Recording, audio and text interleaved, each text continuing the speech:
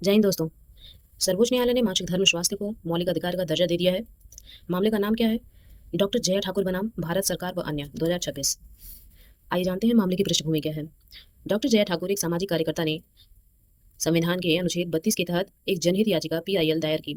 याचिका में भारत सरकार, सभी राज्य सरकारों और केंद्र शासित प्रदेशों को निर्देश देने का आग्रह किया गया ताकि भारत के स्कूलों में किशोरियों के लिए मासिक धर्म स्वास्थ्य स्वच्छता प्रबंधन सुविधाएं सुनिश्चित की जा सकें, जिनमें विशेष रूप से शामिल है मुफ्त सैनिटरी पैड, कार्यशील लिंग विशिष्ट शौचालय जागरूकता कार्यक्रम। याचिकाकर्ता ने यह तर्क दिया कि इन बुनियादी सुविधाओं की कमी के कारण लड़कियों की स्कूल उपस्थिति घटती है और वे स्कूल छोड़ देती हैं, जिससे उनकी शिक्षा और गरिमा के अधिकार पर प्रभाव पड़ता है। इस मामले से संबंधित कुछ कानूनी प्रावधान जो सुझाए गए, इस निर्णय में कई संवैधानिक और वैधानिक प्रावधानों का समन्वय किया गया, जैसे अनुच्छेद 14 समानता का अधिकार, लैंगिक समानता और भेदभाव न होने का अधिकार, अनुच्छेद 21 जीवन और व्यक्तिगत स्वतंत्रता का अधिकार, जिसमें गरिमा, स्वास्थ्य और शारीरिक स्वायत्तता शामिल है, अनुच्छेद 21A शिक्षा का अधिकार, निःशुल्क और अनिवार्य बाल शिक्षा का अधिकार अधिनियम 2009, RT एक्ट 2009, जिसे विशेष रूप से धारा 19 जो स्कूल अवसंरचना के लिए मानक और नियम निर्धारित करती है। अंतर्राष्ट्रीय मानदंड, कुछ व्याख्यात्मक संदर्भ हेतु कुछ अंतर्राष्ट्रीय मानदंडों को भी लिया गया, जैसे मानवाधिकार की सार्वभौमिक घोषणा, महिलाओं के विरुद्ध सभी प्रकार के भेदभाव को समाप्त करने का सम्मेलन, बाल अधिकार सम्मेलन आदि।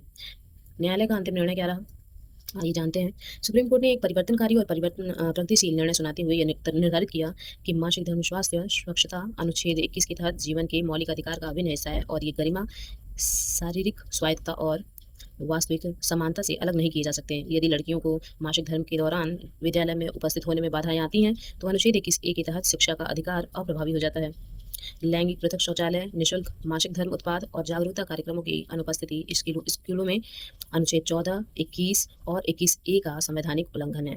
कोर्ट ने केंद्र और राज्य तथा संघ शासित प्रदेशों को व्यापक राष्ट्रव्यापी निर्देश जारी किए हैं, जिनमें शामिल है: पहला, सभी स्कूलों में 6 से 12 की किशोरियों के लिए निःशुल्क बायोडिग्रेडेबल सैनिटरी पैड। दूसरा, सुव्यवस्थित स्वच्छ लैंगिक पृथक शौचालय जिसमें जल और डिस्पोजल की सुविधा हो। तीसरा, छात्रों, शिक्षक, पुरुष एवं महिला और कर्मचारियों को शामिल करते हुए नियमित MHM जागरूकता और संवेदनशीलता कार्यक्रम चलाया जाए। तीसरा, वार्षिक अनुपालन रिपोर्टिंग और निगरानी तंत्र जिसमें जिला स्तर के सर्वेक्षण और निरीक्षण शामिल हो।